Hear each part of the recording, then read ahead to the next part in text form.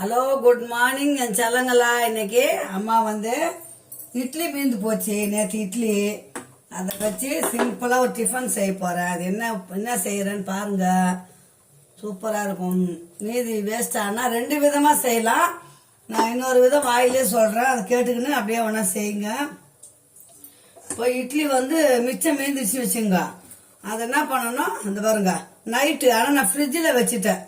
வெளியே வச்சா பிசு பிசுன்னு ஆயிடும் இட்லிங்க. பாருங்க ஃப்ரிட்ஜில் வச்சு தொட்டு இது பாருங்க ரவை மாதிரியே இருக்கு பாருங்க. சூப்பரா தூளாக இருக்குதா, தூள் பண்ணி வச்சுக்கணும்.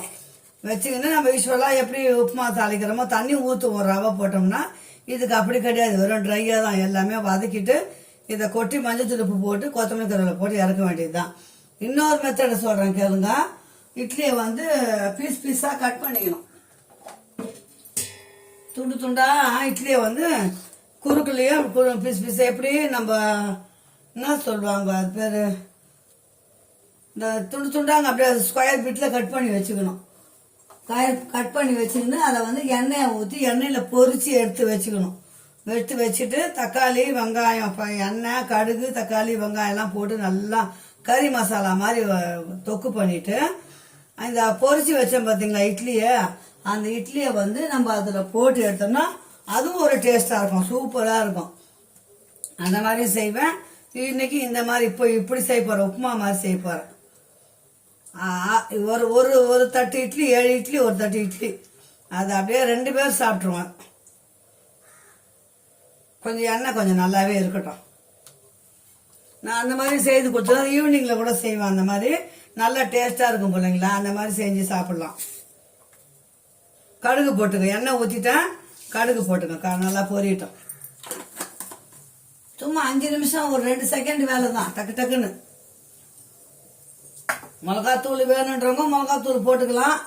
எங்க மாமியார் அந்த காலத்துல இதெல்லாம் சொல்லி கொடுத்தது தான்.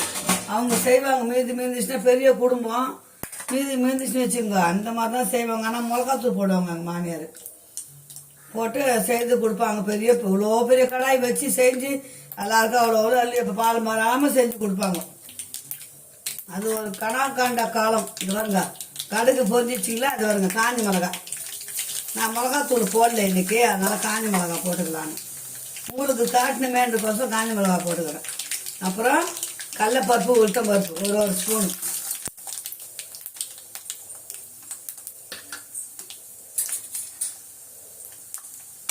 சூப்பராக இருக்கும்.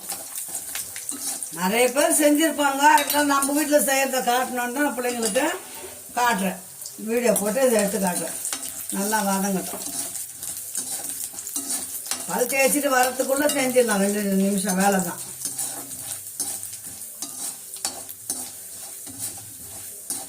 பொரிஞ்சிச்சிங்களா? வெங்காயம் கருவேப்பிலை. ஏன்னா மிளகா போட்டோம். அந்த ரவை போடுற வெங்காயத்துக்கு வந்து பச்சை மிளகா போடுவேன் நான்.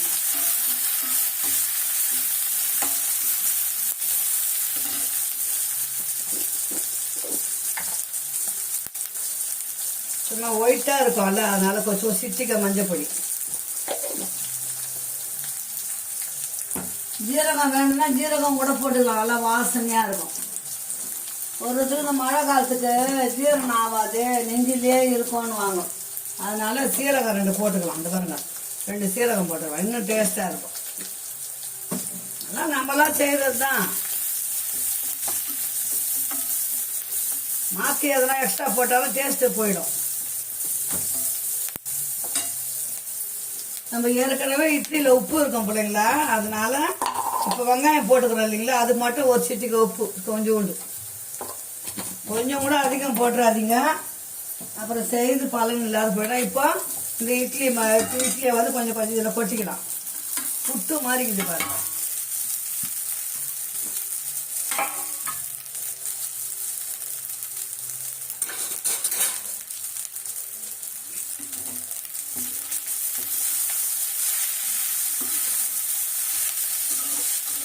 தண்ணிலாம் ஊற்றக்கூடாது.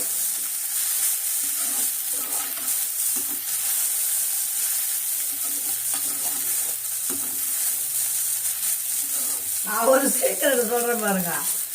மிக்சரும் ஓம் பொடி அதெல்லாம் வீட்டில் இருந்து வச்சுங்களா, இது மேலே போட்டுன்னு சாப்பிட்ருவேன். அது ஒரு எனக்கு பிடிக்கும். அதுக்கு முறுக்க முறுக்குன்னு இந்த கடலப்பருப்புக்கும் அதுக்கும் மென்று சாப்பிடும்போது அது ஒரு டேஸ்டாக இருக்கும். புதுசாக கற்றுக்கிற பிள்ளைங்க என்னை பார்த்து கற்றுக்கலாம், சமையல் கற்றுக்கிற பிள்ளைங்க. அதுக்கோசம் தான் நான் போடுறது. எல்லாம் எல்லாரும் வீட்டிலும் செய்கிறது தான்.